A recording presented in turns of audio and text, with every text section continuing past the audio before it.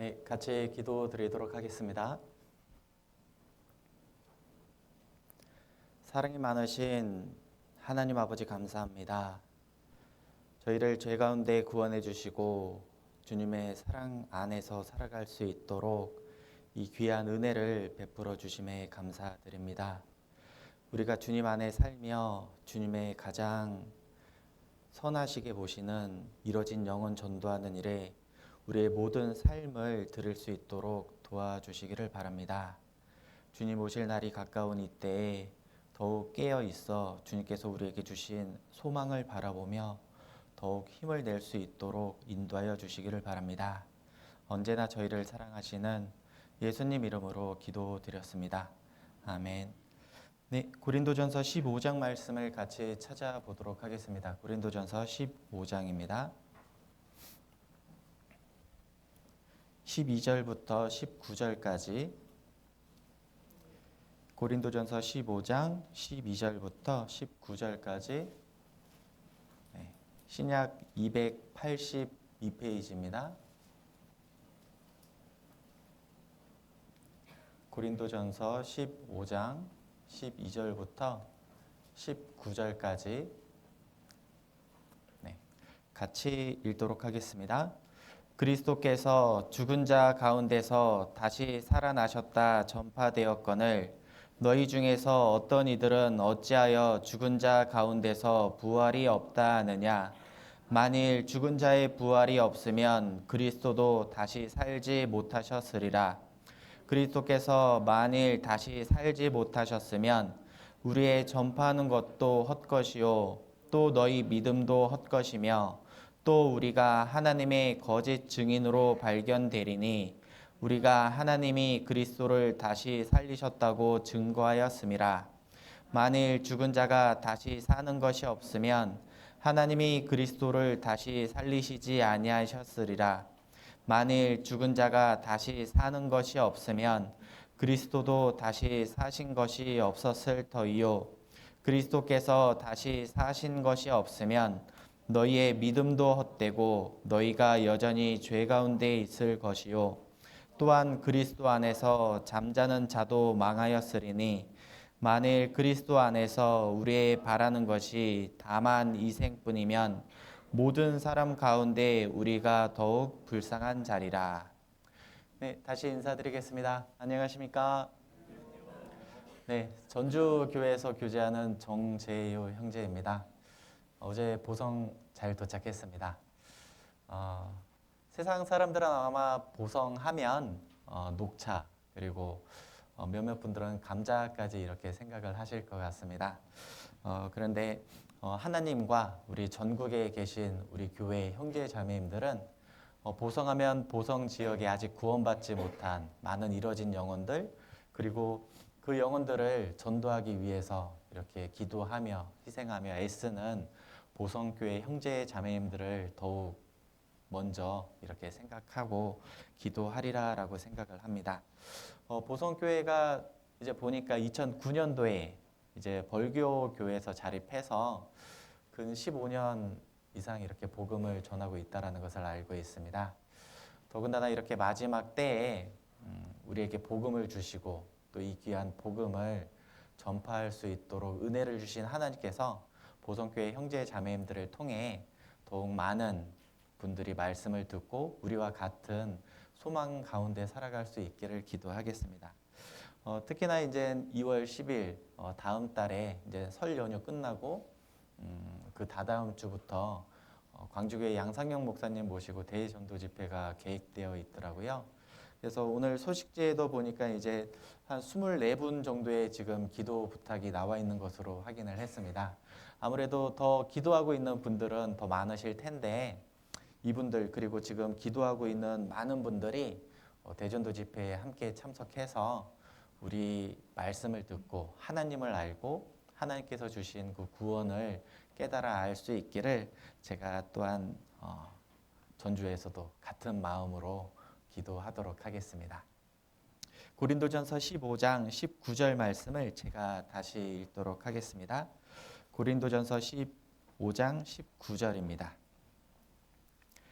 만일 그리스도 안에서 우리의 바라는 것이 다만 이생뿐이면 모든 사람 가운데 우리가 더욱 불쌍한 자리라. 우리가 더욱 불쌍한 자리라.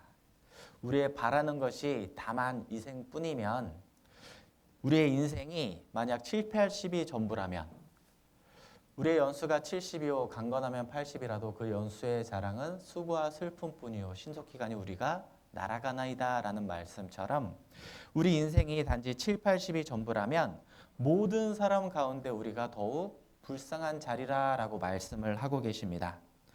여기서 우리라는 것은 구원받은 그리스도인들을 얘기하는 거고 이 고린도전서를 기록한 사도 바울께서도 우리 안에 포함되어 있다라는 것을 우리가 알 수 있습니다. 모든 사람 가운데 우리가 더욱 불쌍한 자리라. 이 세상이 전부라면 구원받고 자기의 어떠한 육신의 소욕을 절제하고 내가 하고 싶은 것도 절제하고 내가 즐기고 싶은 것들을 절제하면서 살아가는 우리 그리스도인들이 더욱 불쌍한 자다라고 이렇게 말씀을 하고 계십니다. 그리스도인들이 구원받고 나서 더 부러운 사람이 아니고 더 불쌍하고 안쓰러운 사람이 된다라는 거죠. 고린도전서 15장은 가름끈을 해주시고요. 고린도전서 1장 말씀을 찾아보도록 하겠습니다. 고린도전서 1장 26절입니다.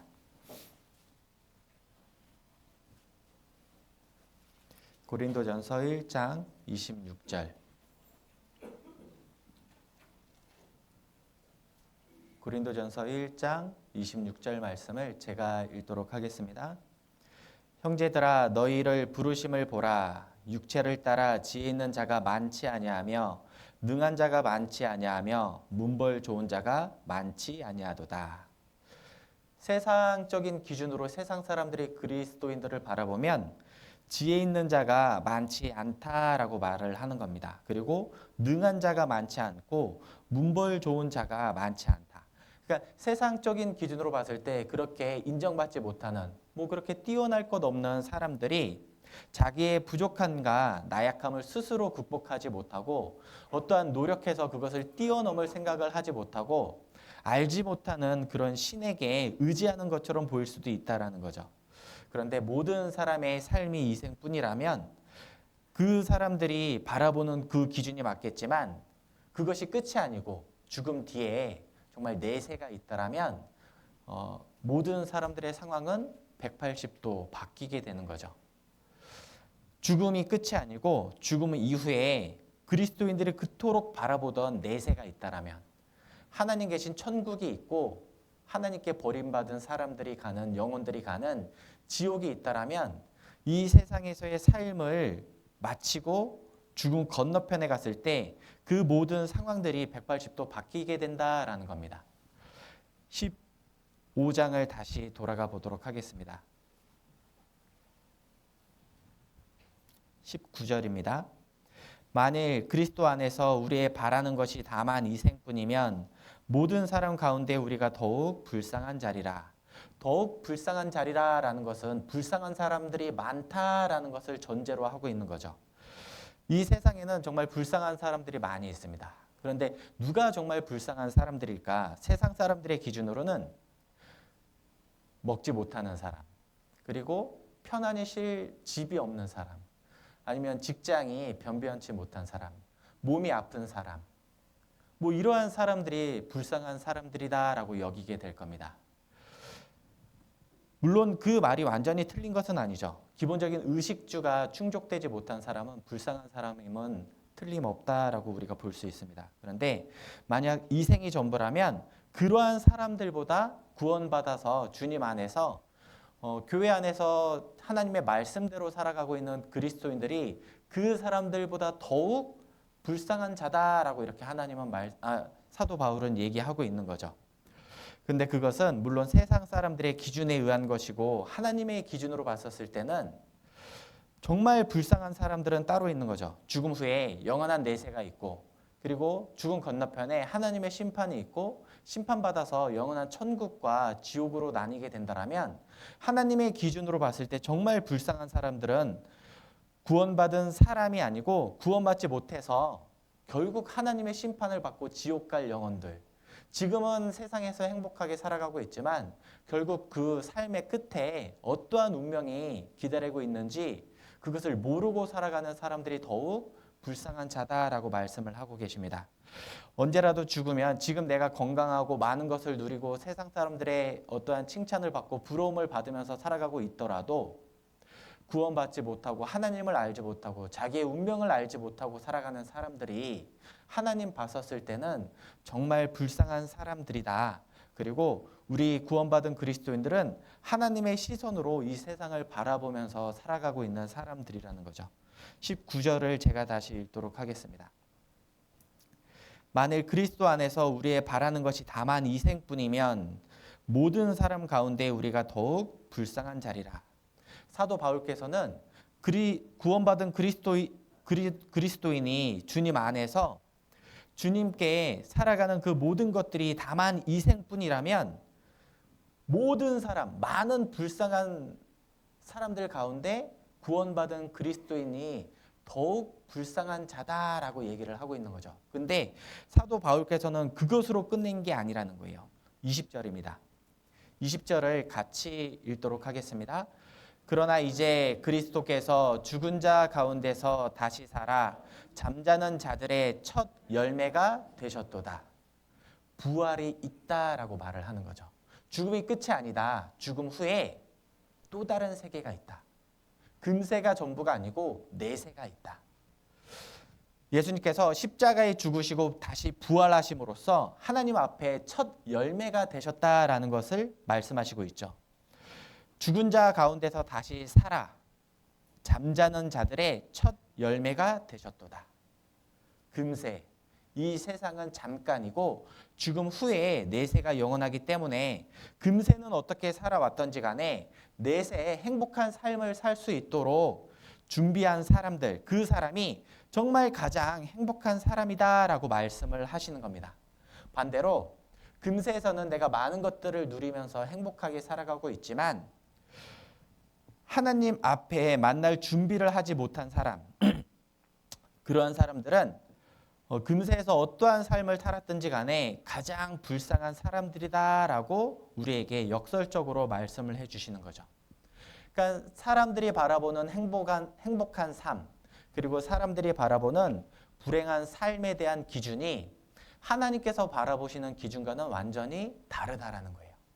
그리고 우리 구원받은 그리스도인들은 세상 사람들의 기준으로 이 세상을 바라보는 것이 아니고 하나님의 시선으로, 하나님의 기준으로 이 세상의 그 삶을 바라보는 사람들이기 때문에 우리 역시 이 세상에서 정말 불쌍한 사람들은 구원받아서 주님 안에서 자기의 여러 가지 소욕들을 절제하면서 살아가는 사람들이 아니고 하나님을 모르고 살아가는 사람들이 정말 불쌍한 사람들이다라는 거죠. 15장 19절 제가 다시 읽도록 하겠습니다. 만일 그리스도 안에서 우리의 바라는 것이 다만 이 생뿐이면 모든 사람 가운데 우리가 더욱 불쌍한 자리라. 사실 사도 바울께서 활동하셨던 이 시대, 초대교회 시대에는 초대교회 성도들이 굉장히 많은 핍박을 받았습니다. 다른 이유 아니고 단지 예수님, 그리스도를 믿는다라는 이유로 가지고 있는 재산을 몰수당했어요. 그리고 사자의 밥이 되기도 하고 화형을 당하기도 하고 온갖 고통 속에 죽음을 당하기도 했습니다. 많은 사람들의 조롱과 그런 핍박을 받으면서 살아왔어요. 고린도전서 11장을 찾아보도록 하겠습니다. 고린도 후서입니다. 죄송합니다. 고린도 후서 11장입니다. 11장 23절부터 27절까지 제가 읽도록 하겠습니다. 고린도 후서 11장 23절부터 27절입니다. 구약 298페이지입니다. 제가 읽도록 하겠습니다. 저희가 그리스도의 일꾼이냐 정신없는 말을 하거니와 나도 더욱 그러하도다. 내가 수고를 넘치도록 하고 옥에 갇히기도 더 많이 하고 매도 수없이 맞고 여러 번 죽을 뻔하였으니 유대인들에게 40에 하나 감한 매를 5번 맞았으며 3번 태장으로 맞고 1번 돌로 맞고 3번 파선하는데 일주야를 기품에서 지냈으며 여러 번 여행에 강의 위험과 강도의 위험과 동족의 위험과 이방인의 위험과 시내의 위험과 광야의 위험과 바다의 위험과 거짓 형제 중의 위험을 당하고 또 수고하며 애쓰고 여러 번 자지 못하고 줄이며 목마르고 여러 번 굶고 춥고 헐벗었노라. 사도 바울께서 자기의 삶에 대해서 이렇게 말씀을 하신 거죠. 사도 바울께서는 다메섹 도상에서 주님을 만난 이후로 그 주님을 위해서 자기가 핍박했던 그 주님을 믿는 그리스도인들을 핍박했던 자신이 오히려 예수님을 전하는 삶으로 완전히 바뀌게 되었습니다. 근데 그로 인해서 주님의 복음을 전하는 과정 속에서 정말 많은 핍박 그리고 고난을 받으셨습니다. 사도 바울께서 받은 고난들은 감히 우리가 상상할 수 없을 정도로 정말 많은 고난을 받으셨습니다. 세상 사람들의 기준으로는 사도 바울을 바라봤을 때 그 모습이 전혀 이해가 되지 않았을 거예요. 자기가 핍박했던 그 예수를 지금은 오히려 앞장서서 전하고 있고 그로 인해서 많은 핍박과 고난을 받으면서도 굴하지 않고 그 복음을 전하기 위해서 애쓰는 사도 바울의 모습이 세상 사람들로서는 도저히 이해가 되지 않았을 겁니다. 사도 바울께서 그 고난을 받기 전까지, 그러니까 다메섹 도상에서 예수님을 만나기 전까지 사도 바울의 삶을 보면 금수저 집안이었어요. 정말 사람들에게 인정받고 사람들의 존경을 받고 이러한 핍박과 고난을 받을 만한 이유가 없는 그러한 삶을 살고 있었다는 거죠. 먼저 사도 바울은 순수한 유대인이었습니다. 빌립보서 3장 말씀을 찾아보도록 하겠습니다. 빌립보서 3장 5절입니다.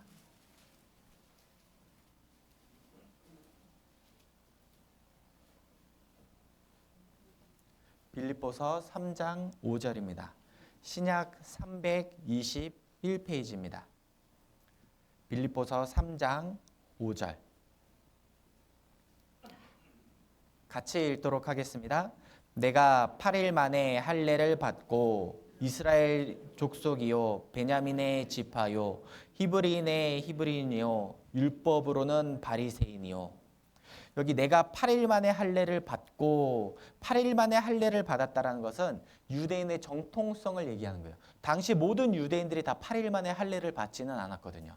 그런데 사도 바울께서는 태어난 지 8일 만에 할례를 받았다라는 것을 말씀하시면서 혈통적으로 아무런 흠이 없다라는 것을 가장 먼저 얘기하고 있는 거죠. 그리고 이스라엘의 족속이요 베냐민의 지파요. 이스라엘 족속이라는 것은 하나님과 언약을 맺은 언약 백성이라는 것을 말씀하시는 거고 베냐민 지파요라는 것은 베냐민 지파는 작은 지파지만 규모가 크지 않은 작은 지파지만 이스라엘 12지파 중에서 그래도 이렇게 인정받는 높은 평가를 받는 지파였었습니다. 베냐민은 야곱의 12아들들 중에서 유일하게 약속의 땅에서 태어난 아들이었어요. 야곱이 가장 사랑했던 라헬의 자녀였었고 약속의 땅에서 태어난 자녀였습니다. 그리고 이스라엘의 초대 왕이었던 사울이 베냐민 지파였죠. 그리고 예루살렘 성전도 베냐민 지파 영토 안에 있었습니다. 그리고 베냐민 지파에서는 군대 요직을 맡은 사람, 그런 세상적으로 얘기하면 훌륭한 성공한 사람들이 많이 배출된 지파였었다라는 거예요. 그러니까 사도 바울께서 나는 8일 만에 할례를 받은 순수한 유대인이고 하나님의 언약 백성인 이스라엘 족속이고 그 이스라엘 족속 중에서도 높은 평가를 받는 베냐민 지파 사람이다. 그리고 히브리인 중에 히브리인이고 율법으로는 바리새인이다. 히브리인 중에 히브리인이라는 것은 순수한 이스라엘 족속 중에 가장 순수한 히브리인의 피가 흐르고 있다는 거고 율법적으로는 내가 흠이 없다. 나의 삶에 대해서 누가 흠잡을 만한 것이 없다라는 것을 얘기하는 거죠. 그러니까 사도 바울의 선천적인 어떠한 조건과 더불어서 후천적으로 나는 아무런 흠이 없다라는 것을 지금 강조하는 말씀인 겁니다. 다시 말해서 사도 바울의 그런 배경이 이스라엘 지파 중에서도 정말 엘리트 집안이고 굉장히 훌륭한 사람이었다라는 거죠. 사도행전 22장을 찾아보도록 하겠습니다. 사도행전 22장 3절입니다.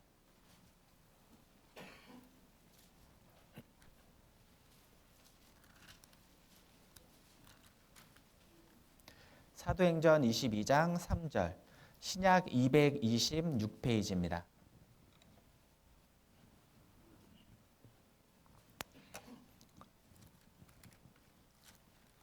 (3절) 같이 읽도록 하겠습니다. 나는 유대인으로 길리기아 다소에서 났고 이 성에서 자라 가말리엘의 문화에서 우리 조상들의 율법에 엄한 교훈을 받았고 오늘 너희 모든 사람처럼 하나님께 대하여 열심하는 자라. 나는 유대인으로서 길리기아 다소에서 났다. 이 길리기아 다소라는 지역은 동서 문화가 모인 중심지이며 문화 도시였었습니다. 그러니까 여기서 태어났다는 것은 유대인의 혈통의 순수함과 더불어서 당시 최고로 발달한 그러한 문화 도시에서 내가 자라나고 배웠다라는 것을 알 수가 있습니다. 그러면서 중반부에 보면 가말리엘의 문화에서 우리 조상들의 율법에 엄한 교훈을 받았고, 가말리엘의 문화, 가말리엘은 AD 1세기에 활동했던 매우 유명한 율법사였었습니다. 그래서 당시 유대인들에게 굉장히 영향력이 있고 존경받는 사람이었었다라는 거예요. 오늘날로 치면 굉장히 존경받는 선생님, 그 선생님에게 사도 바울께서 우리 조상들의 엄한 교육을 받았다. 정말 훌륭한 선생님 밑에서 내가 배웠다라는 것을 얘기하고 있는 거죠. 그러면서 오늘 너희 모든 사람처럼 하나님께 대하여 열심하는 자라. 내가 열심이 굉장히 많다라는 것을 얘기하면서 너희 모든 사람처럼, 여기서 너희라는 것은 지금 사도 바울을 핍박하고 있는 사람들인 거예요. 지금 사도 바울을 핍박하려고 모인 사람들, 너희가 지금 열심히 있는 것처럼 나도 열심히 있다. 그러니까 그들의 열심을 무시한 게 아니죠. 그들이 하나님을 믿는다라는 열심으로 자기를 핍박하고 있는 것을 어느 정도 인정하고 있다라는 거예요. 사실 사도 바울도 예수님을 만나기 전까지 굉장히 열심히 있었습니다. 하나님을 믿는다라는 열심으로 이것이 하나님께 정말 충성된 것이라는 생각으로 예수님을 전하는 그리스도인들을 핍박했어요. 사도 바울도 그러한 열심이 있었기 때문에 내가 너희처럼 열심히 있었던 것을 생각하고 너희가 열심히 있다. 근데 나도 너희 못지않게 하나님께 대하여 열심히 있었다라고 말씀을 하시는 겁니다. 어떠한 열심이 있었는지는 그 다음에 4절, 5절부터 나와요. 4절. 내가 이 돌을 핍박하여 사람을 죽이기까지 하고 남녀를 결박하여 옥에 넘겼노니 이에 대제사장과 모든 장로들이 내 증인이라. 또 내가 저희에게서 다메섹 형제들에게 가는 공문을 받아가지고 거기 있는 자들을 결박하여 예루살렘으로 끌어다가 형벌받게 하려고 가더니, 내가 이렇게 지금의 너희 모습처럼 전에 알지 못하고 열심을 낼 때 나도 이런 열심이 있었다라고 얘기를 하고 있는 거죠.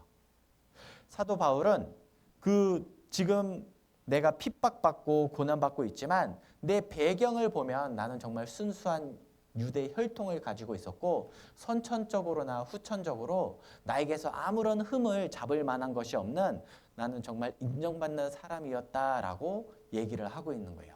그리고 사도 바울은 또한 로마 시민권을 가지고 있었습니다. 22장 25절입니다. 25절부터 제가 읽도록 하겠습니다. 가죽줄로 바울을 매니 바울이 곁에 있는 백부장더러 이르되 너희가 로마 사람 된 자를 죄도 정치 아니하고 채찍질할 수 있느냐 하니, 백부장이 듣고 가서 천부장에게 전하여 가로되 어찌하려 하느뇨 이는 로마 사람이라 하니, 천부장이 와서 바울에게 말하되 내가 로마 사람이냐 내게 말하라.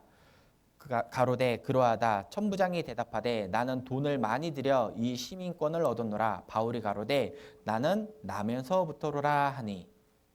당시 로마 시민권, 로마는 당시에 정말 최고의 그 제국을 이루고 있었죠.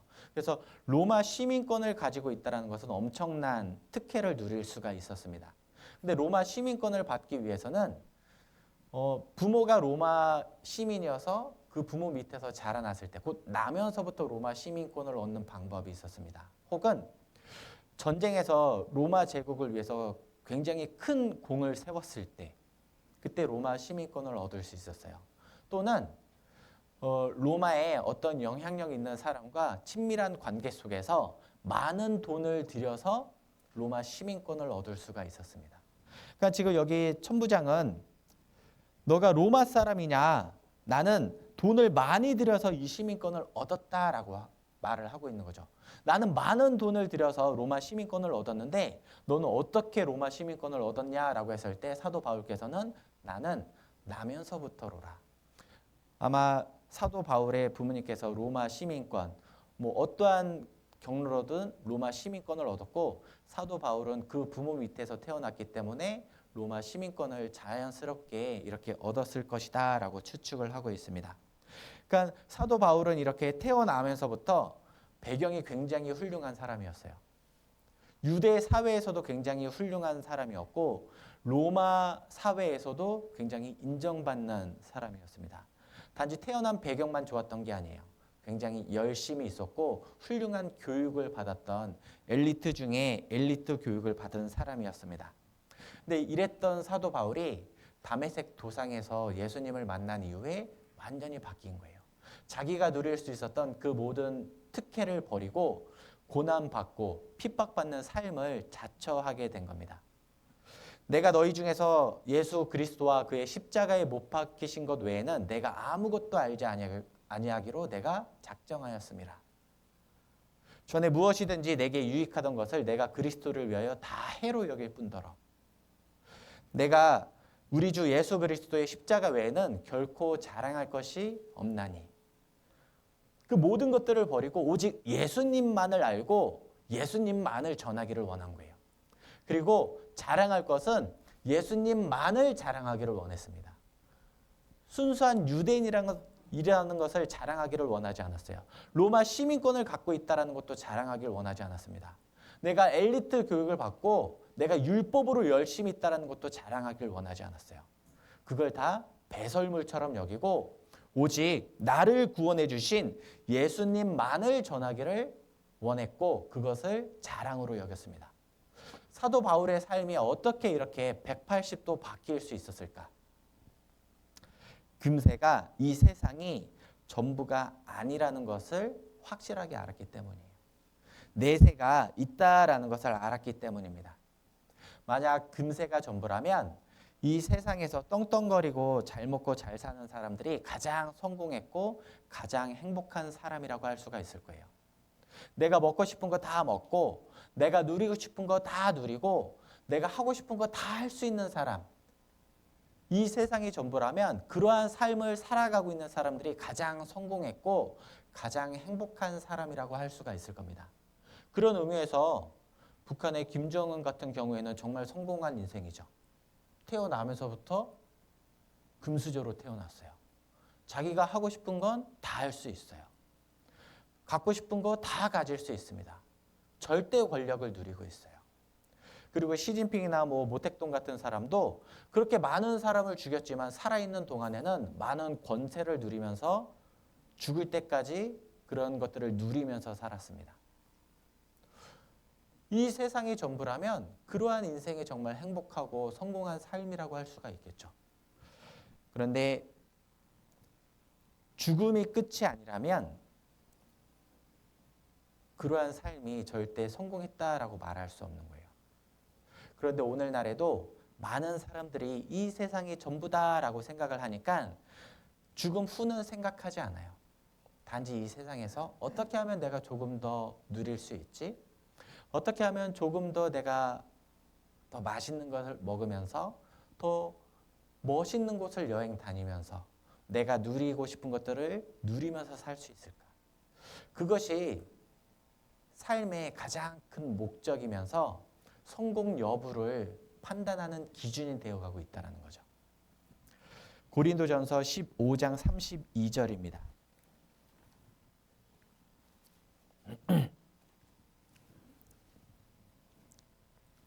15장 32절입니다. 같이 읽도록 하겠습니다. 내가 범인처럼 에베소에서 맹수로 더불어 싸웠으면 내게 무슨 유익이 있느뇨? 죽은 자가 다시 살지 못할 것이면 내일 죽을 터이니 먹고 마시자 하리라. 내일 죽을 터이니 먹고 마시자 하리라. 오늘날 사람들의 삶의 모습을 피그컬처라고 합니다. 돼지 문화. 돼지 하면 가장 먼저 떠오르는 건 막 이렇게 욕심내는 거잖아요. 먹을 것을 위해서. 그리고 돼지는 절대 하늘을 바라보지 못해요. 오직 땅만을 바라보며 사는 짐승입니다. 오늘날 사람들의 그 문화를 피그컬처, 돼지 문화라고 하는 거예요. 사람들이 어떻게 해서든지 더 그냥 먹고 마시는 것에 온갖 집중을 다 하면서 살아가고 있어요. 그래서 내가 어디 좋은 데를 갔으면 그걸 꼭 남기기를 원하죠. 어디 좋은 음식점에 가면 그걸 꼭 남기기를 원해요. 요즘 또 하나의 문화 자체가 어디 맛있는 음식 혹은 맛있는 음식점에 가면 내가 그것을 꼭 먹어야겠다라는 것보다 어떻게 보면 그것을 사진 찍어서 다른 사람들에게 공유할 수 있는, 어떻게 보면 은근슬쩍 자랑할 수 있는 그런 것들을 기회로 삼아요. 그래서 형제님들은 특히 조심하셔야 돼요. 맛있는 음식 나왔을 때 먼저 포크로 헤집으면 안 됩니다. 먼저 뭘 해야 돼요? 자매님이 사진 찍을 수 있는 시간을 드려야 돼요. 네. 그것을 남겨서 어떤 SNS에 올림으로써 다른 사람들로 하여금 볼 수 있게끔, 그것을 은근슬쩍 나는 이걸 했다라고 자랑하는 것, 그것을 기쁨으로 여기고 어떻게 보면 그것을 추구하면서 살아가고 있습니다. 남자와 여자가 만나서 어떠한 만남을 가지고 서로 알아가는 단계에서도 조건을 생각하죠. 그 사람에게 집중하는 게 아니에요. 그 사람이 어떤 회사 다니는지, 연봉은 얼마인지, 그 집안은 얼마만큼 잘 사는지, 그런 것들이 결혼의 중요한 기준이 되어가고 있다는 거예요. 사람이 아니고 물질이 기준이 되어가는 세상. 단지 땅만 바라보면서 하늘을 바라보지 않고 살아가는 세상.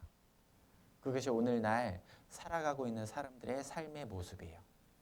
그런데 우리가 죽음 후에 영원한 천국과 지옥이 있다면 성경에서 말하는 정말 죽음 후의 끝이 아니고 죽음 후에 또 다른 세상이 있어서 하나님이 나의 삶, 이 세상에서의 삶을 심판하시고 영원한 천국으로 나누는 하나님께서 계시다라면 우리의 삶은, 세상 사람들의 삶은 180도 바뀌어야 되는 거예요.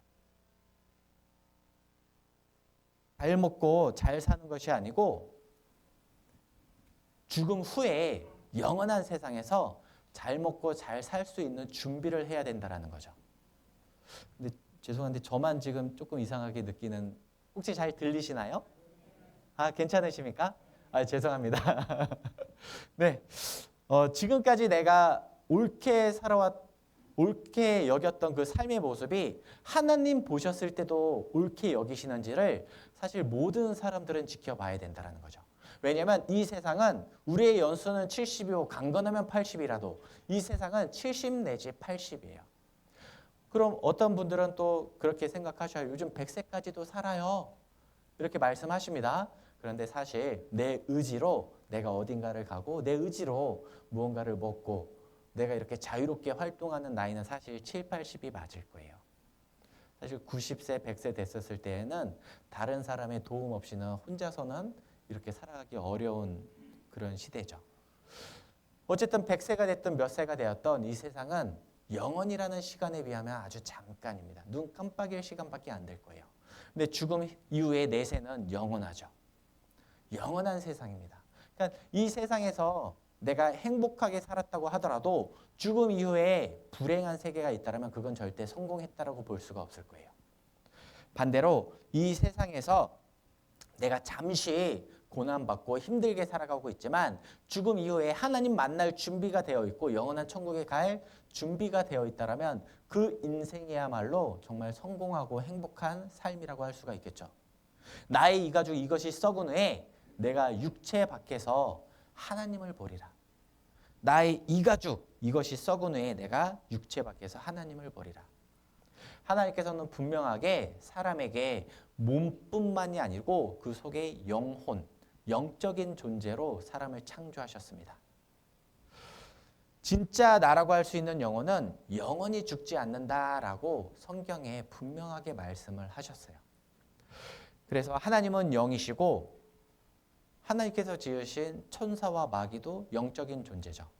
그리고 하나님의 형상대로 지음받은 사람도 영적인 존재예요. 영적인 존재이기 때문에 죽음 이후에 내세가 있습니다. 죽음이 끝이 아니라는 거죠.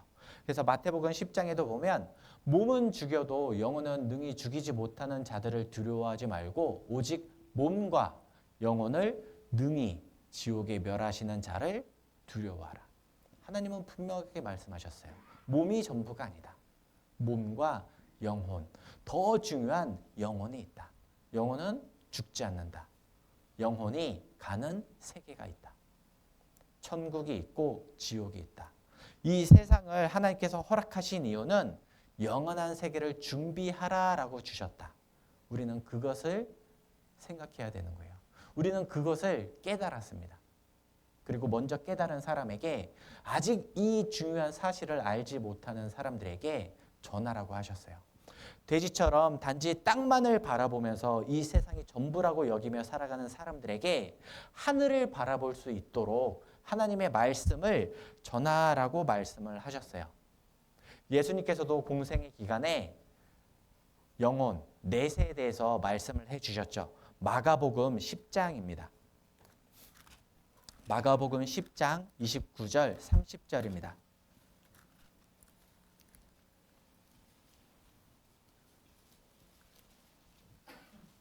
마가복음 10장 네.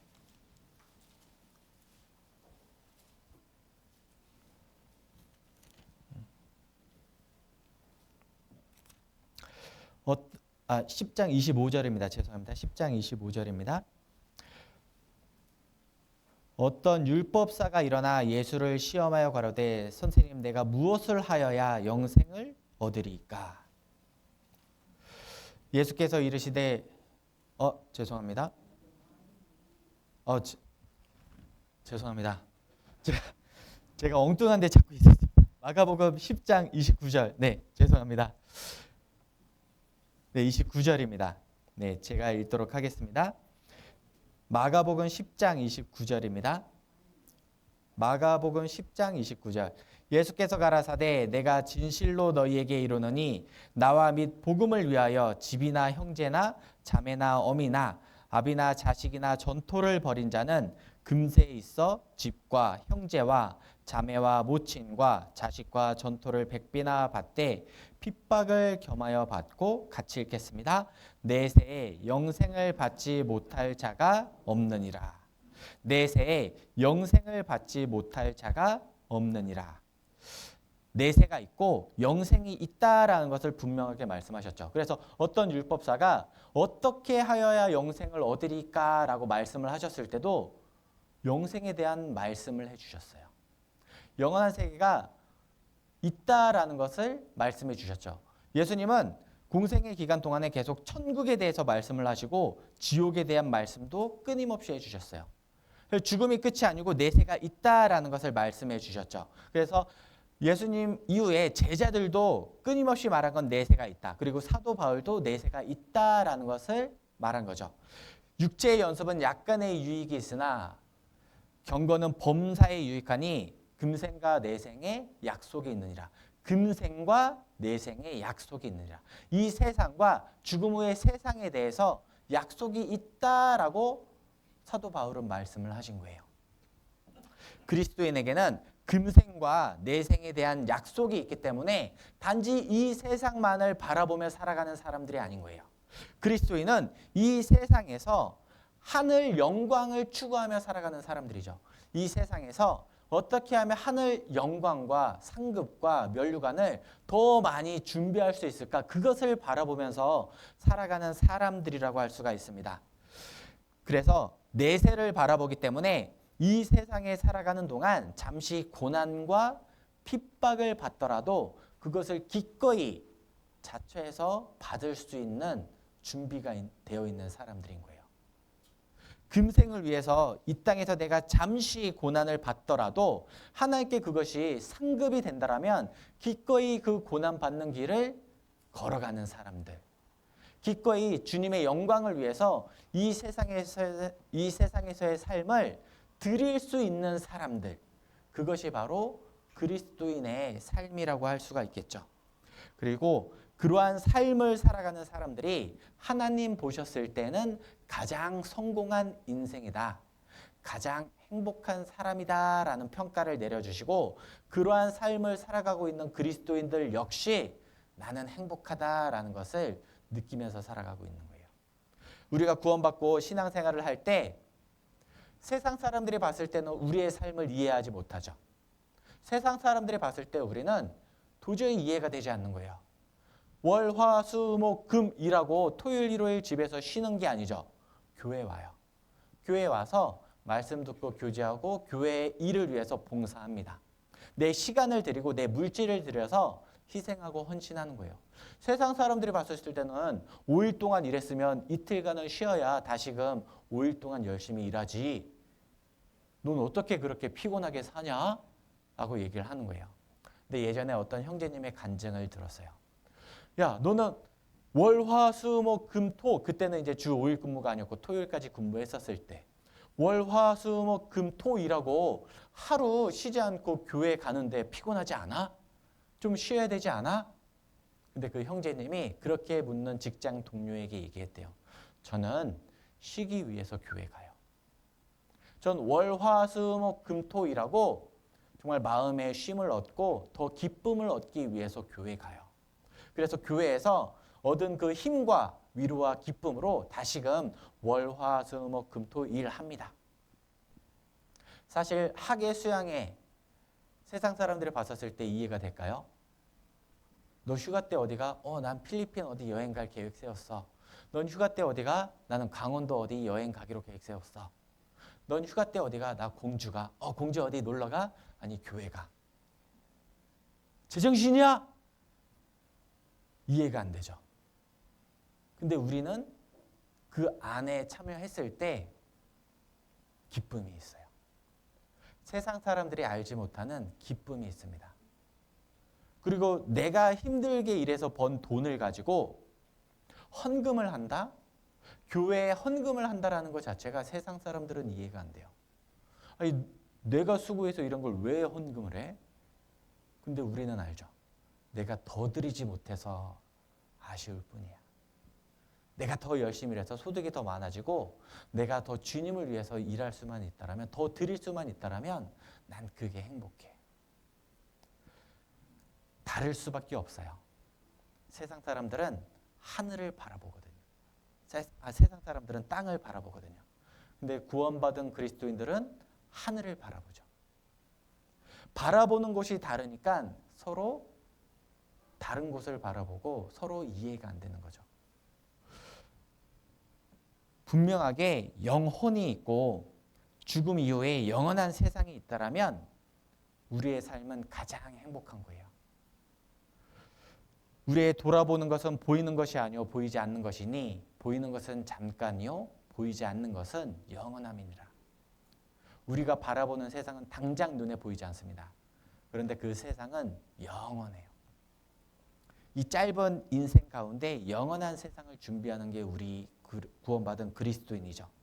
영원한 세계가 있고 우리에게 영혼이 있기 때문에 모든 사람은 사실 영적인 문제, 내세에 대한 문제를 해결하고 살아가는 것이 가장 중요하던 문제라고 할 수가 있겠죠.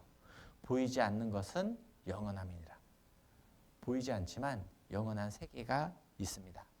하나님께서는 천국도 영원한 세계라고 말씀하셨고 지옥도 영원한 세계라고 말씀을 하셨어요.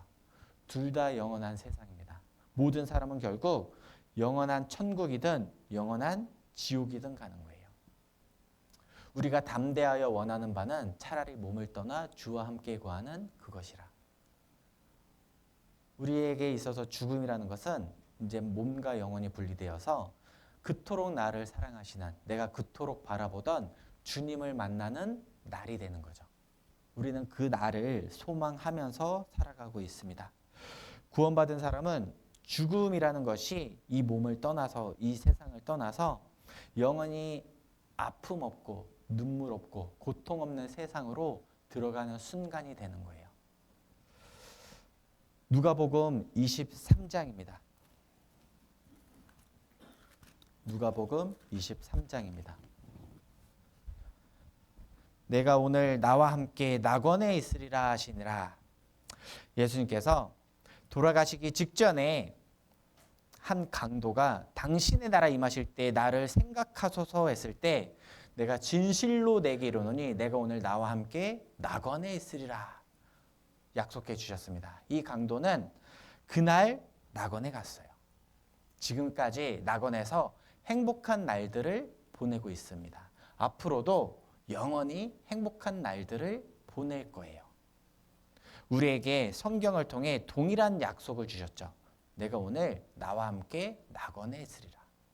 내가 이 세상에서의 삶을 끝내면 그날 주님과 함께 낙원에 있게 되는 거예요. 언제까지? 영원히. 영원히 나를 사랑하시는 주님과 낙원에 갈 수 있는 날이 곧 다가오고 있습니다. 우리에게 분명하게 부활이 있어요. 고린도전서 15장입니다.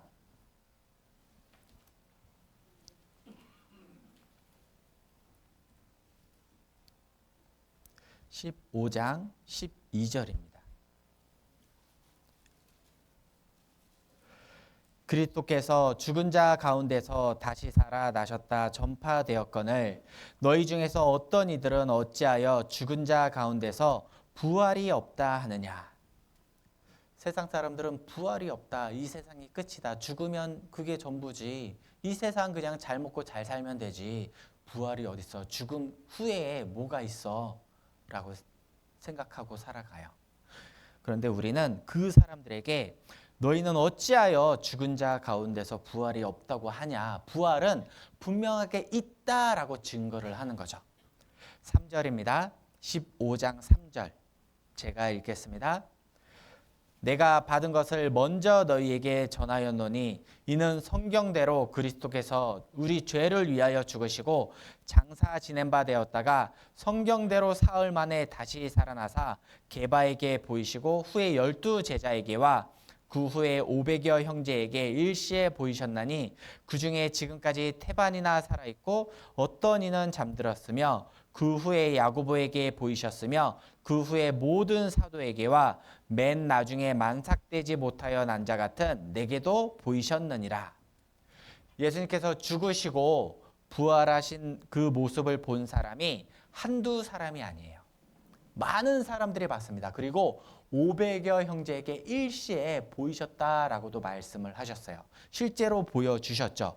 예수님께서 죽으시고 부활하셨다라는 것이 많은 사람들이 보고 그 일에 대한 실질적인 증인이 되었어요. 15장 3절 내가 받은 것을 먼저 너희에게 전하였노니 사도 바울은 그 넷에 대한 약속을 먼저 받고 주님께서 주신 것을 다른 사람들에게 전했어요. 고린도 성도들도 사도 바울을 통해서 받았지만 사실은 주님께 받은 거죠. 사도 바울이 주님께 받았고 그것을 그대로 전해줬기 때문에 고린도 성도들도 주님께 받았다라고 할 수가 있어요. 예수님께서 십자가에 죽으시고 부활하시고 제자들에게 보이셨어요. 부활하신 예수님을 만난 모든 제자들은 삶이 하나같이 다 변했습니다. 주님을 만난 제자들은 다 그 삶이 180도 완전히 바뀐 삶을 살았다라는 거예요.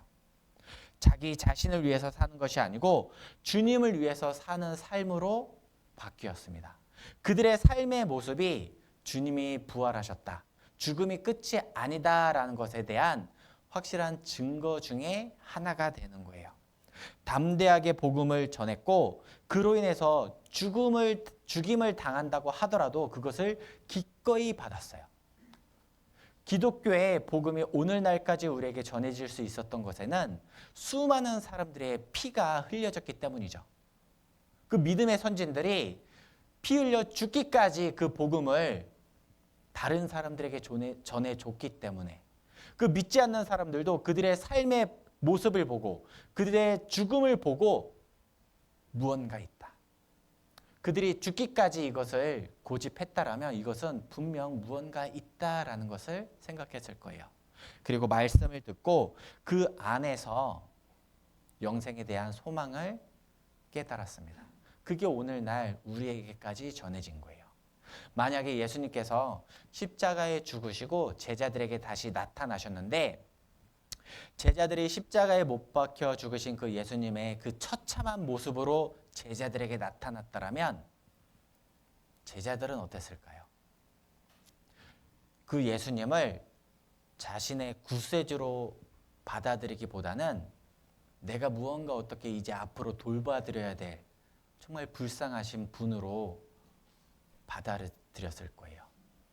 그 예수님을 위해서 자기의 삶이 온전하게 드려지지 않았을 겁니다.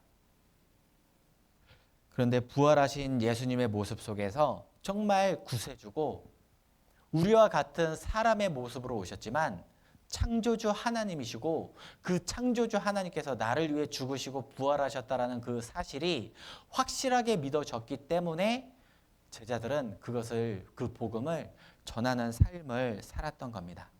그 예수님의 삶의 모습 그리고 제자들의 삶의 모습은 오늘날 이 마지막 때를 살아가고 있는 구원받은 그리스도인들이 어떻게 살아가야 하는지 알려주시는 실질적인 롤모델이 된다고 할 수가 있겠죠. 고린도전서 15장입니다. 35절을 보면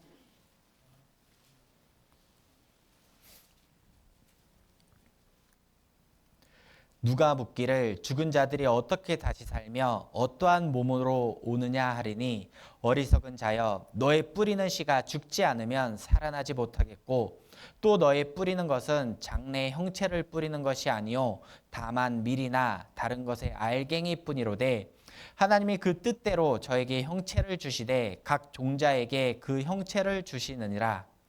육체는 다 같은 육체가 아니니 하나는 사람의 육체요 하나는 짐승의 육체요 하나는 새의 육체요 하나는 물고기의 육체라.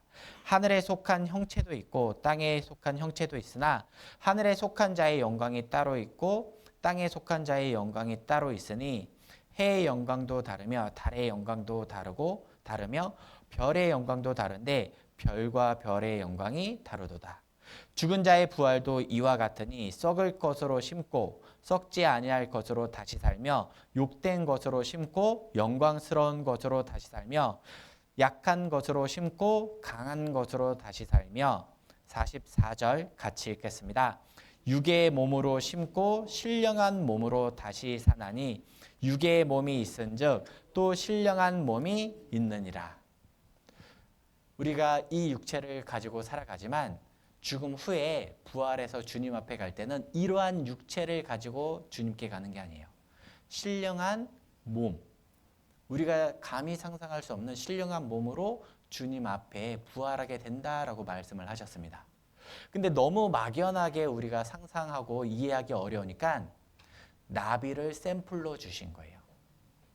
그 징그러운 애벌레가 잎을 먹고 고치를 틀어서 시간이 지나면 아름다운 나비로 변해요. 그 애벌레의 모습을 보고 나비의 모습을 보여준다라면 그것이 같은 생명체라는 것을 도저히 상상할 수가 없죠. 우리의 부활이 그와 같다라는 거예요. 이 육체를 벗어 주님 앞에 갔을 때 우리는 신령한 몸, 정말 어떠한 늙고 병들고 아프고 그러한 것에 구속받는 몸이 아니고 하나님과 같이 신령한 몸으로 우리에게 약속해 주셨습니다. 사실 모든 진, 선, 미, 진리, 선, 아름다움 그런 것은 다 하나님께 속한 거죠. 하나님은 진리 자체이고 선 자체이고 아름다움 그 자체이잖아요. 모든 아름다움은 사실 하나님께 속한 겁니다. 그래서 하나님께서 아무것도 없는 이 세상, 혼돈하고 공허하고 아무것도 없는 이 세상에 이 지구를 창조하시고 에덴 동산을 창조하시고 아담과 하와를 창조하셨을 때는 모든 것이 다 아름다웠어요. 모든 것이 아름다운 세상을 아담에게 허락해 주셨습니다. 그런데 아담이 범죄함으로 말미암아 이 세상에 저주가 왔고 추한 것이 오게 되었던 거죠.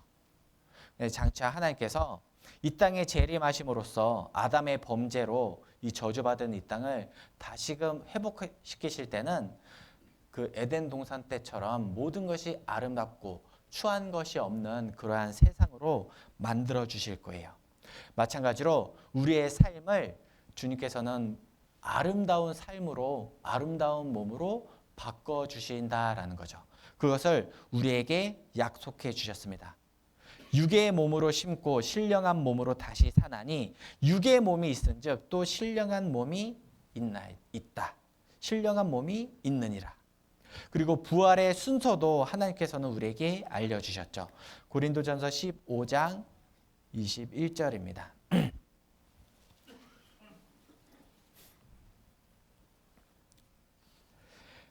사망이 사람으로 말미암았으니 죽은 자의 부활도 사람으로 말미암는도다.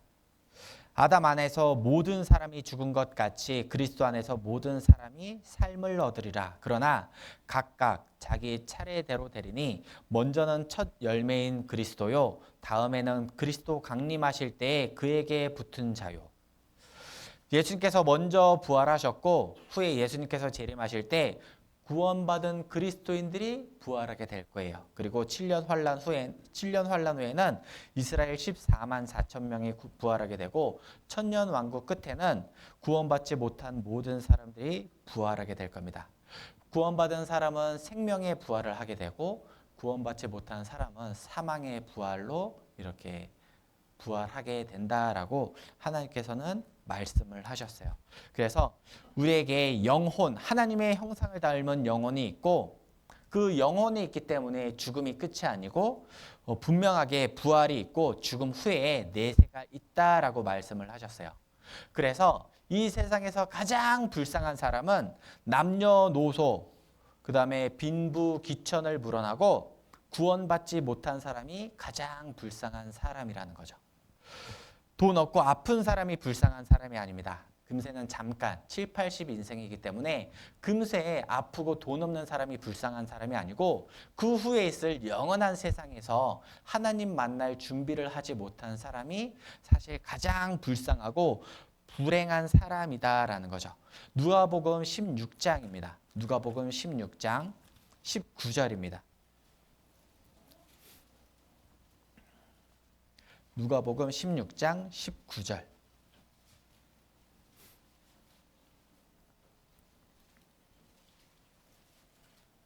19절부터 25절까지 제가 읽겠습니다.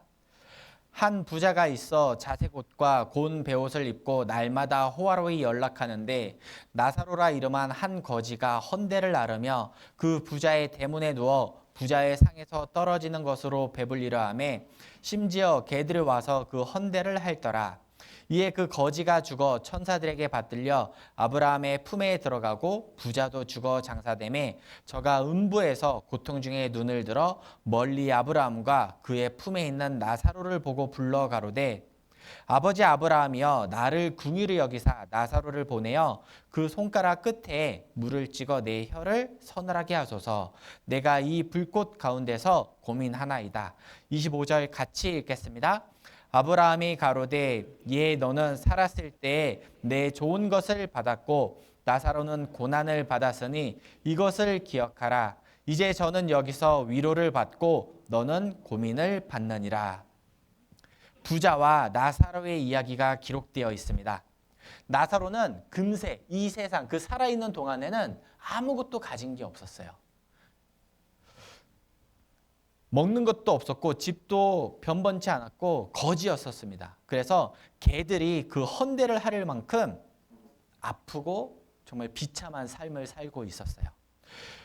이 세상 살아가는 동안에는 아무런 것도 준비가 되지 않고 살아가고 있었습니다. 반면 부자는 이 세상 금세를 살아갈 때 많은 것들이 준비되어 있었던 사람이었죠. 그래서 날마다 호화로이 잔치를 하면서 지내고 있었어요. 자기 노후 살아가는 동안 필요한 모든 것들을 다 완벽하게 준비를 하고 살아가는 사람이었습니다. 그런데 부자와 나사로 중에 불쌍한 사람은 나사로가 아니었죠. 부자가 정말 불쌍한 사람이었어요. 죽음 건너편에서 나사로는 아브라함 품에 안겨 있었을 때 그 부자는 불꽃 가운데 고통을 받고 있었거든요. 제일 불쌍하고 어리석은 사람은 죽음 건너편에 갔을 때 주님 앞에 설 준비를 하지 못한 사람이죠. 25절에 아브라함이 가로되 너는 살았을 때 내 좋은 것을 받았고 나사로는 고난을 받았으니 이것을 기억하라. 이제 저는 여기서 위로를 받고 너는 고민을 받느니라. 여기서 오해하시면 안 되는 것이 거지는 살았을 때 고난받고 부자는 살았을 때 많은 것을 누렸기 때문에 그로 인해서 천국과 지옥으로 나뉜 게 아니에요. 부자는 많은 것을 누렸지만 그것을 주신 하나님에 대해서 생각하지 않았고 하나님 만날 준비를 하지 않았기 때문에 지옥을 가는 거예요. 나사로는 아무것도 없었지만 정말 비참한 삶을 살고 있었지만 하나님에 대해서 생각을 했고 하나님을 알았고 하나님 만날 준비를 했던 사람이었습니다. 그래서 이 세상에서는 정말 비참하지만 하나님 만날 소망 가운데 하나님께 감사하며 살았기 때문에 죽음 건너편에서 하나님을 만났고 그 품에서 위로를 받을 수 있었던 사람이었던 거죠. 우리 구원받은 그리스도인들은 나사로와 같은 삶을 사는 거예요. 하지만 구원받은 그리스도인들은 가장 행복한 사람이죠. 이 세상에서는 인정받지 못하고 사람의 부러움을 받지 못할 수도 있지만 가장 행복한 사람이 우리 구원받은 그리스도인이라는 거죠. 신명기 33장입니다. 신명기 33장 29절입니다.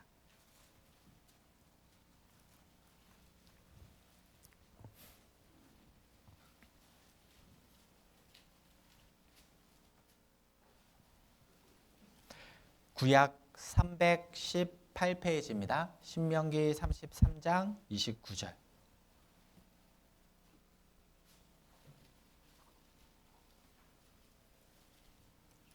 구약 318페이지 제가 읽도록 하겠습니다. 이스라엘이여 너는 행복자로다. 여호와의 구원을 너같이 얻은 백성이 누구뇨? 그는 너를 돕는 방패이시오 너의 영광의 칼이시로다. 내 대적이 내게 복종하리니 내가 그들의 높은 곳을 밟으리로다. 모세가 가나안 땅에 입성하기 전에 모세는 가나안 땅에 들어가지 못했지만 죽기 전에 이스라엘을 축복하는 모습이죠. 이스라엘이여 너는 행복자로다.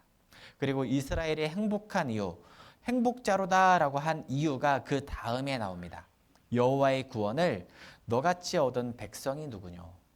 여호와의 구원을 얻은 사람, 여호와의 것으로 구별됨을 받은 사람, 여호와께서 내 삶에 나를 돕는 방패가 되시고 내 영광의 칼이 되어 주심으로 내 대적과 대신 싸워주시는 사람, 그 사람이기 때문에 너는 행복자로다라고 말을 한 거죠. 이 이스라엘의 모습이 바로 오늘날 구원받은 그리스도인들의 모습이라는 거예요. 너는 행복자로다. 우리는 행복한 사람이에요. 여호와의 구원을 받았거든요. 하나님께서 내 삶의 방패가 되어주시거든요. 그리고 하나님이 내 영광의 칼이 되어서 내 대적들과 대신 싸워주시거든요.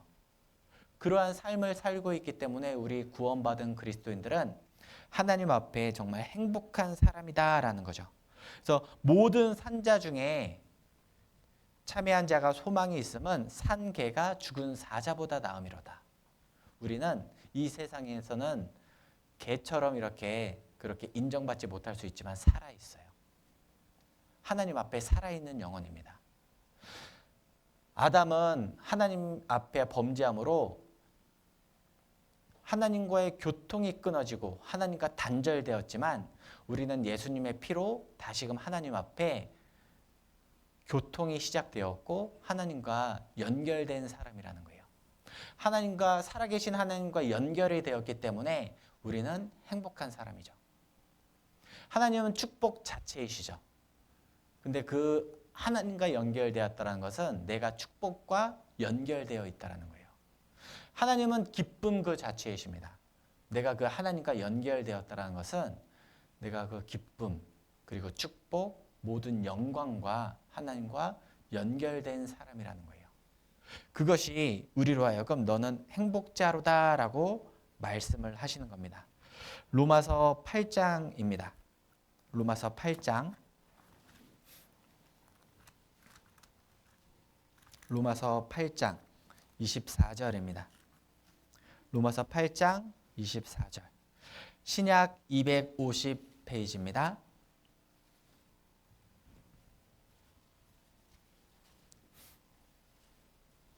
로마서 8장 24절.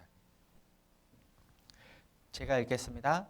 우리가 소망으로 구원을 얻었음에 보이는 소망이 아니니 보는 것을 누가 바라리요? 만일 우리가 보지 못하는 것을 바라면 참음으로 기다릴지니라. 우리가 소망으로 구원을 얻었음에 우리는 소망으로 구원을 얻었죠. 그리스도 안에서 우리가 가진 소망은 이 세상에 대한 소망이 아니에요. 죽음 이후 하나님 앞에서 영원히 누리게 될 삶에 대한 소망이죠. 눈에 보이는 형적, 눈에 보이는 이 세상은 잠깐 후에 지나가지만 죽음 후에 있는 세상은 영원하게 우리에게 주어진다라는 약속이 있습니다. 우리는 이 세상이 아니고 죽음 후에 있는 천성을 바라고 죽음 후에 하나님과 영원히 함께할 날들을 바라고 하나님께서 내게 주실 영광과 면류관을 바라보는 거죠. 그리고 그 하나님과 나를 죽기까지 사랑하시는 하나님과 영원토록 교제하며 하나님을 섬기며 나와 같이 구원받은 사람들과 같이 교제하며 살 날들을 바라보는 사람들이에요. 그 소망을 우리가 받았어요. 우리가 아브라함과 천국에 가서 교제한다. 이삭과 하나님 안에서 교제한다. 요셉과 교제한다. 다윗과 교제한다라는 것을 생각하면 정말 그 날들 어떠한 교제를 나눌 수 있을까? 우리는 그 날들을 위해서 그 소망으로 구원을 받았고 그 소망을 바라보면서 살아가는 사람들인 거예요. 그래서 이 세상은 잠시 지나가는 나그네의 삶과 같다라고 했습니다. 잠시 있다가 가는 나그네라는 거예요. 주님께서는 우리를 위해서 영원히 있는 한 성을 예비하셨고 이 나그네의 삶을 끝내면 하나님께서 예비하신 한 성, 영원한 세상에 들어가게 되는 겁니다. 그래서 우리는 그 소망을 가지고 살아가기 때문에 이 세상에서는 내게 주신 그 구원의 복음을 다른 사람들에게 전하는 삶을 살라라고 요구를 하셔요. 예수님께서 피 흘려 돌아가심으로써 완성하신 그 구원의 복음, 그것을 죽기까지 전했던 그 제자들의 삶을 우리도 역시 동일하게 살아가기를 원하십니다. 우리의 삶이 단지 내가 천국 가게 되었다라는 그 기쁨 가운데 나를 위해서 살아가길 원하시는 것이 아니고 그 복음을 다른 사람들에게 전하면서 살다가 주님 만나기를 원하시는 거예요. 사도행전 4장입니다. 사도행전 4장 1절입니다.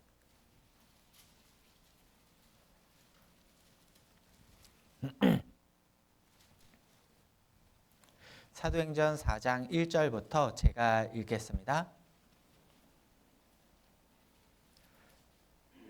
사도들이 백성에게 말할 때에 제사장들과 성전 맡은 자와 사두개인들이 이르러 백성을 가르침과 예수를 들어 죽은 자 가운데서 부활하는 도 전함을 싫어하여 저희를 잡음에 날이 이미 저문 고로 이튿날까지 가두었으나 말씀을 들은 사람 중에 믿는 자가 많으니 남자의 수가 약 5천이나 되었더라. 주님께서 부활 승천하신 이후에 제자들은 그 복음을 그것을 아직 깨닫지 못한 사람들에게 날마다 전했어요. 백성을 가르침과 예수를 들어 죽은 자 가운데서 부활하는 도 전했죠. 그것을 핍박하는 사람들이 있었어요. 그런데 그러한 핍박하는 사람들이 있음에도 불구하고 제자들은 끊임없이 그 복음을 전했고, 그로 인해서 말씀을 들은 사람 중에 믿는 자가 많아서 남자의 수가 5천이나 되었더라.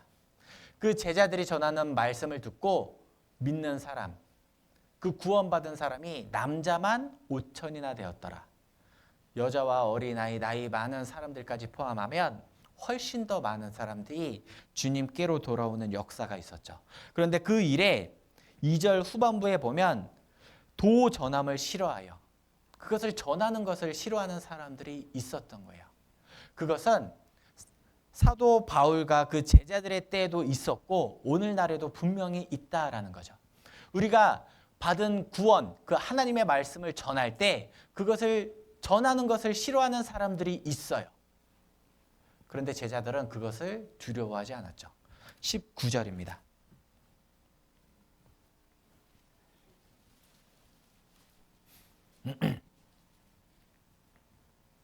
19절, 20절을 같이 읽도록 하겠습니다. 베드로와 요한이 대답하여 가로되 하나님 앞에서 너희 말 듣는 것이 하나님 말씀 듣는 것보다 옳은가 판단하라. 우리는 보고 들은 것을 말하지 아니할 수 없다 하니.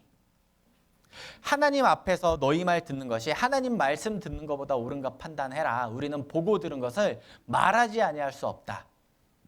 이 사도 바울과 제자들의 이 마음이 우리에게도 있잖아요. 우리가 전할 때 우리가 전도하고자 하는 사람이 있어요.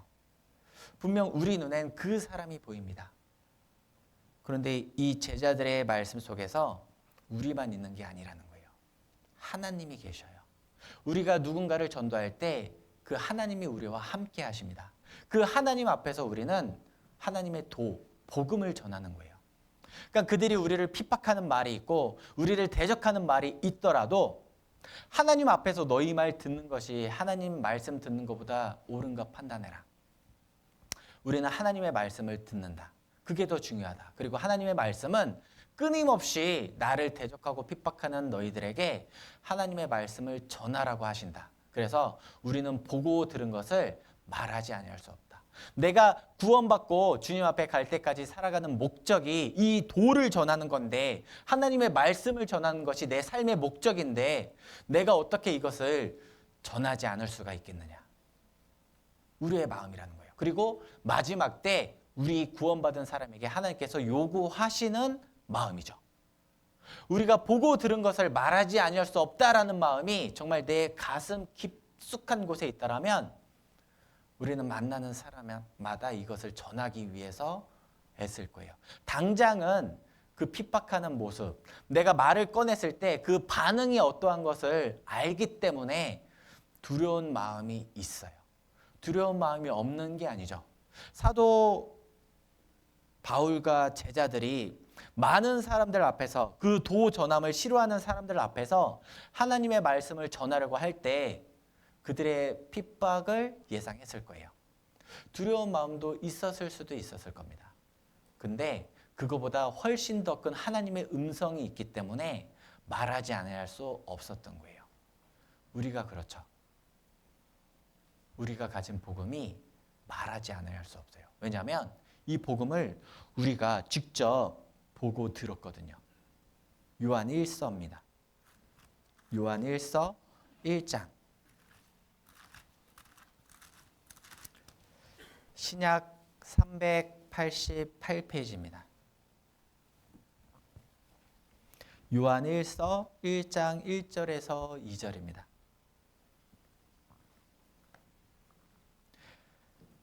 제가 읽겠습니다. 태초부터 있는 생명의 말씀에 관하여는 우리가 들은 바요, 눈으로 본 바요, 주목하고 우리 손으로 만진 바라.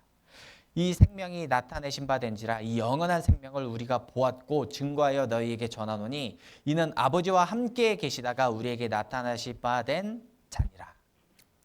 개인적으로 너무나도 확실하게 주님의 그 말씀과 주님을 만난 경험을 했던 제자들은 자신들을 대적하는 그런 막강한 그 세력을 앞에 두고서도 흔들리지 않고 하나님의 말씀을 전할 수 있었습니다. 복음을 전함으로 인해서 많은 핍박, 재산을 몰수당하고 핍박당하고 고난받고 죽기까지에 이르러도 이것을 전하는 것에 있어서 담대한 마음을 가지고 있었다라는 거예요. 예수님께서 잡히시던 날 다 뿔뿔이 도망쳤던 그 제자들이 부활하신 주님을 만나고 죽기까지 나아갔어요. 주님의 부활하심이 없었다라면 그럴 수가 없어요. 주님의 부활하심이 있었다라는 것은 곧 나에게도 부활이 있다라는 거고, 부활이 있다라는 것은 죽음이 끝이 아니고 죽음 후에 영원한 천국이 있다라는 거예요. 그 천국이 있고 우리가 그 천국을 바라보기 때문에 내가 만나는 모든 사람에게 주님의 복음을 전하는 겁니다. 그 영광스러운 나라가 있는데 그것을 모르고 영원한 지옥을 향해서 한 걸음 한 걸음 나아가는 그 사람들이 너무나도 불쌍하니까 어제보다 오늘 나는 천국에 한 걸음 더 가까워졌어요. 내일 천국에 한 걸음 더 가까워질 겁니다. 나는 하루하루가 갈수록 주님 만날 날이 더 가까워지고 있어요. 근데 구원받지 못한 내 가족들은 어떨까요? 구원받지 못한 내 주변의 친한 친구, 내 회사 동료들은 어떨까요?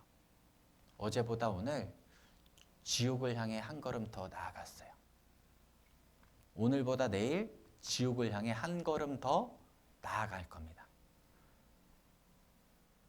언제 어떻게 그 인생이 끝낼지 몰라요. 하나님께서 주신 호흡을 취해 가시면 그날 하나님 앞에 심판받으러 가는 거예요. 우리에게 시간이 많지가 않죠. 요즘 막 이렇게 러시아 우크라이나 전쟁 끈질기게 정말 지겹게 전쟁하는 거 보고 그 가운데 이스라엘에 천연가스가 나오고 유럽의 그런 시장이 열리고 러시아는 유럽에 가스 팔아 먹었는데 이제 그 시장을 빼앗기게 되고 성경대로 되어가고 있는 것들이 우리 눈에 밝히 보여지고 있죠.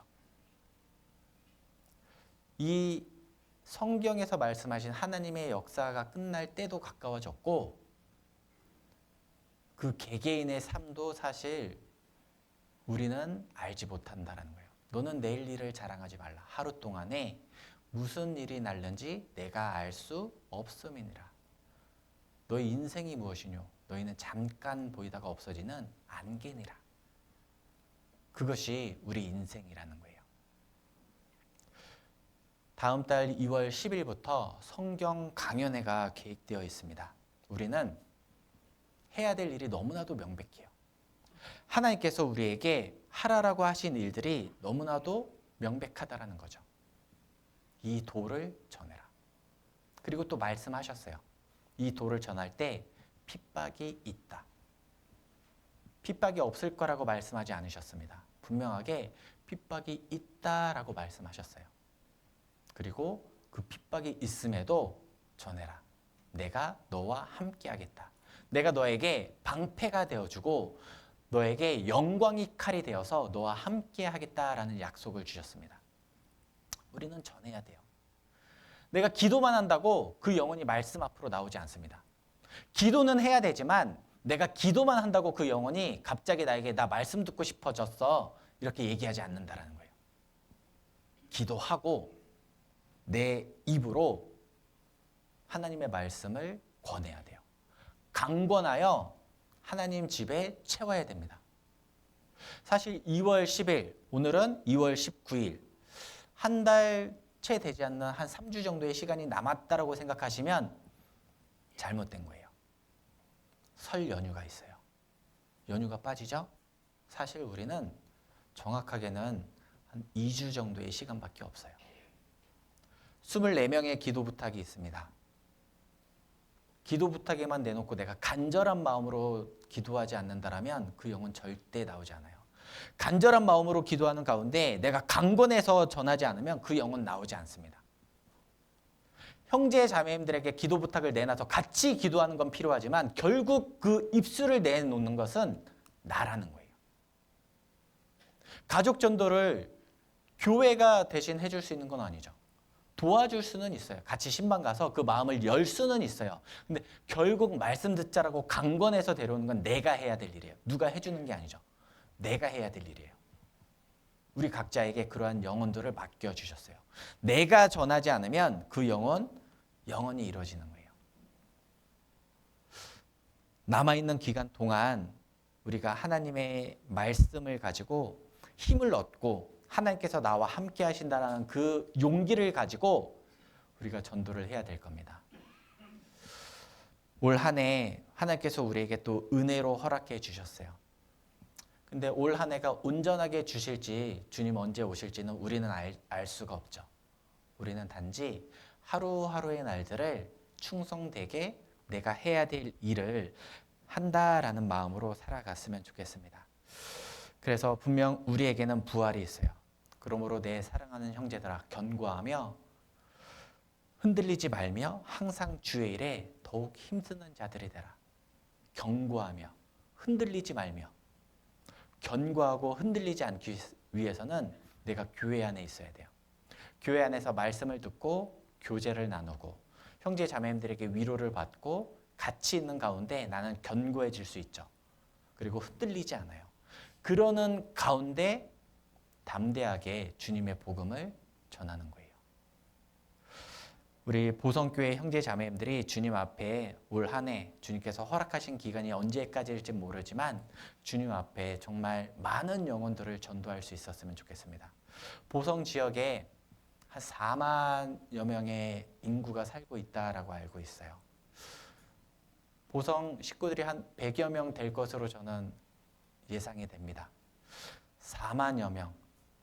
우리에게 주신 밭이 너무나도 많죠. 이들을 우리가 전도해야 돼요. 물론 보성 4만여 명이면 많지 않기 때문에 우리 교회에 대한 소문이 안 좋게 이미 다 났을 수 있어요. 어느 지역 교회든 다 그렇습니다. 그렇다고 포기할 수는 없죠. 그렇다고 물러날 수도 없잖아요. 함께 하시는 하나님, 나의 방패 되시는 하나님, 내 영광의 칼이 되시는 하나님을 의지하는 가운데 우리가 하나님 앞에 더 헌신된, 충성된 삶을 살았으면 좋겠습니다. 저도 전주에서 계속 보성교회 이렇게 같이 기도하면서 많은 분들이 2월 집회에 참여해서 구원받을 수 있기를 같은 마음으로 기도하겠습니다. 제가 기도하고 마치도록 하겠습니다.